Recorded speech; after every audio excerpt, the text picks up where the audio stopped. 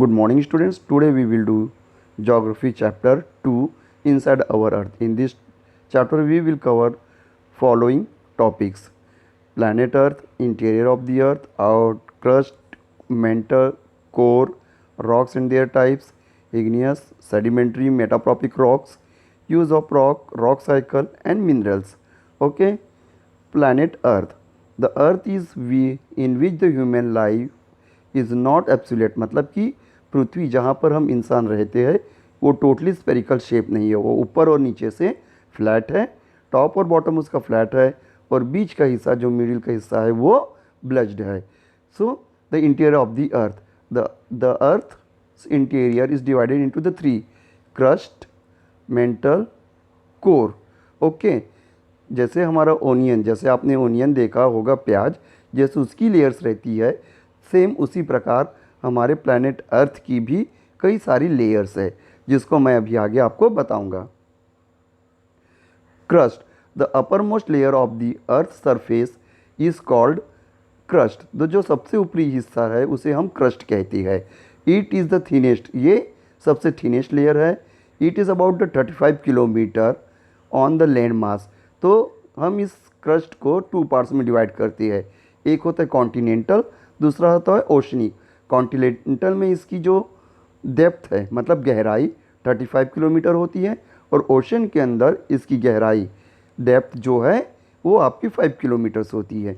Main mineral constituent of the continent is silica and aluminium.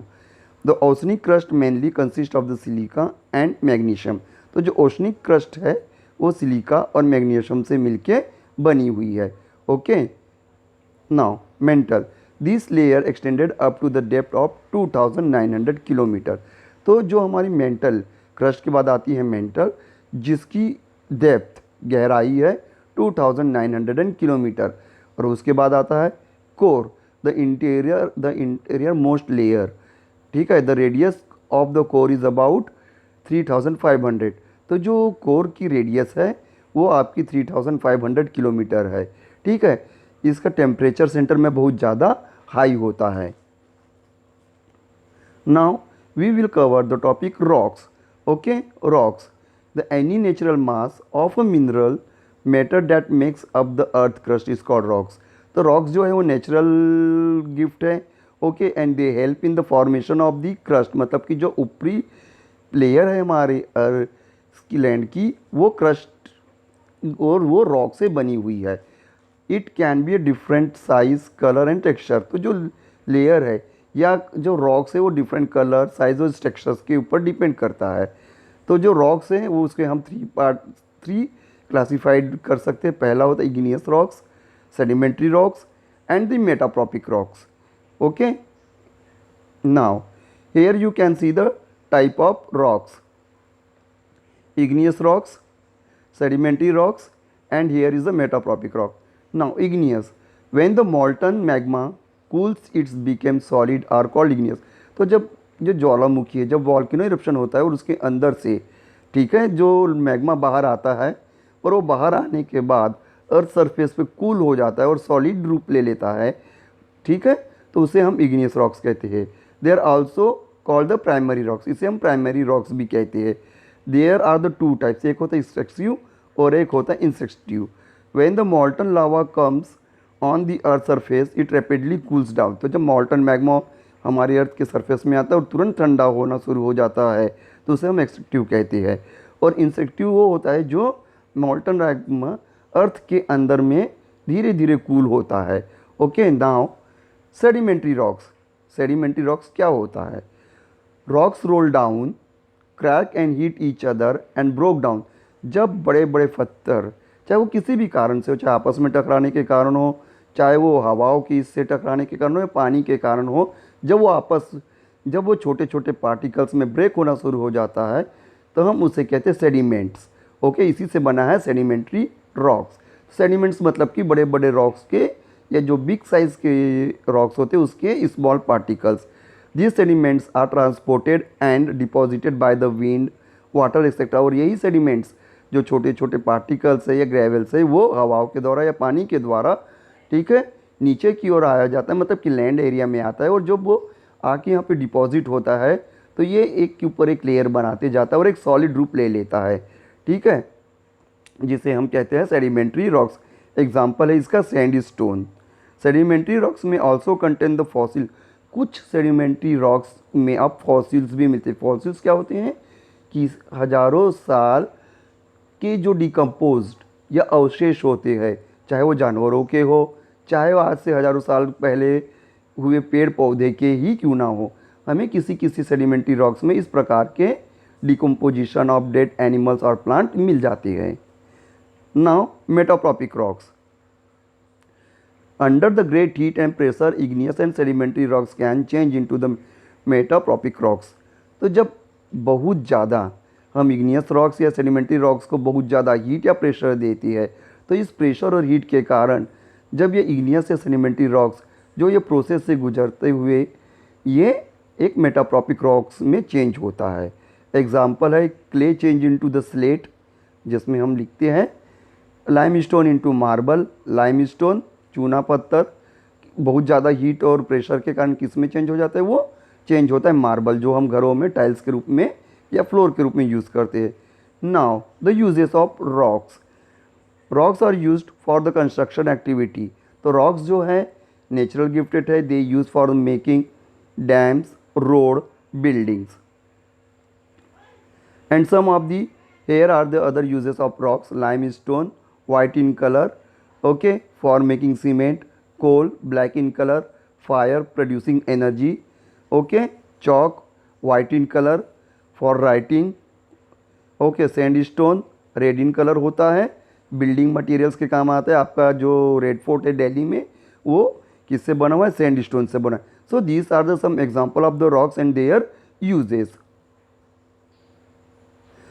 Like the mineral, rocks are of the great resource value, some directly and some constitutes the minerals।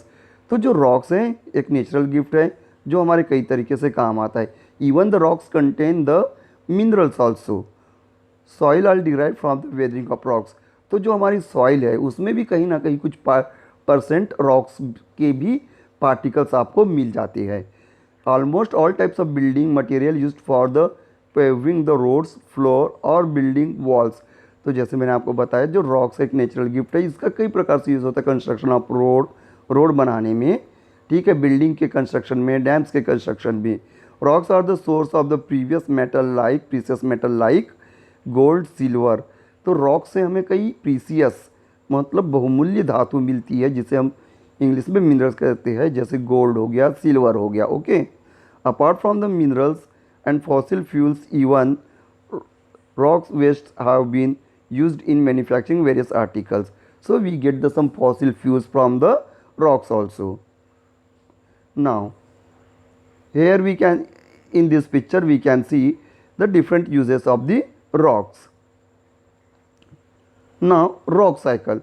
There is some process for the formation of the rocks. The process of transformation of the rock one to another is known as the rock cycle। तो जैसे water cycle होता है, क्या होता है water cycle, सबको मालूम होगा, आपने साइंस में भी पढ़ा होगा कि पानी जो है वो इवापोरेट होके बादलों में जाता है, वहाँ पे कंडेंस होता है, कंडेंस होने के कारण वो वहाँ पे टेम्परेचर लो होता है, कंडेंस होता है, फिर वो वापस धरती पर बरसात के रूप में या रेनफॉल के रूप में आता है। तो वैसे ही रॉक साइकिल भी एक नेचुरल है। तो क्या होता है, द प्रोसेस ऑफ ट्रांसफॉर्मेशन, मतलब कि एक रॉक से दूसरे रॉक्स में चेंज होने की जो प्रक्रिया होती है उसे हम रॉक साइकिल कहते हैं। It describe the change among the 3 types of rocks. तो ये जो रॉक साइकिल है वो 3 प्रकार के रॉक्स के बीच में ही होता है, एक igneous, sedimentary, metamorphic rocks, okay. Now rock cycle, when the molten magma cools it solids and became igneous. तो जैसे मैंने आपको बताया जब मॉल्टन मैग्मा हमारी अर्थ से, ठीक है, ज़मीन के अंदर से ऊपर की ओर आता है और ठंडा होता है और सॉलिड रूप फॉर्म करता है, तो वो इग्नियस रॉक्स में चेंज हो जाता है। This igneous rocks are broken down into the small particles.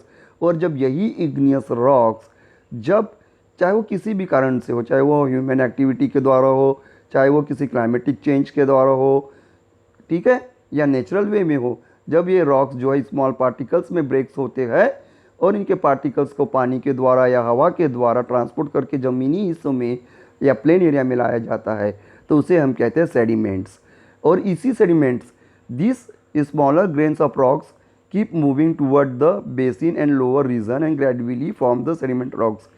When the igneous and sedimentary rocks subjected to the heat and pressure, they change into the मेटाप्रोपिक rocks. अब इसी igneous rocks या sedimentary rocks को जब हम बहुत ज़्यादा high heat या pressure देते हैं तो उनके ऊपर जो इफ़ेक्ट होता है वो किस में चेंज होता है, मेटाप्रोपिक रॉक्स में. So these are the rock cycle process.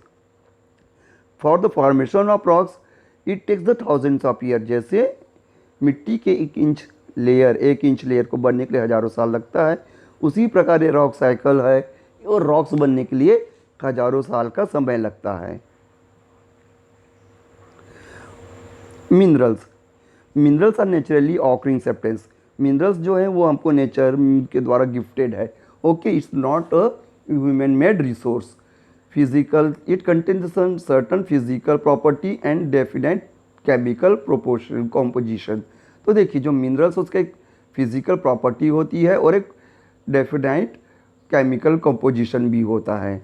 These are the very important for the humans. तो मिनरल्स जो है हमारे लिए बहुत ही कीमती या बहुत ही मूल्यवान है. This precious for us. For example coal, natural gas, petroleum. Okay, ये जैसे कोल हो गया, नेचुरल गैस हो गई, पेट्रोल हो गया, iron, gold. So this are the some minerals. Okay, here is the example of minerals talc, gypsum. Okay, now conservation of minerals. Why we conserve the minerals? As we know that our population is day by day increasing. Okay, and we are overusing the everything.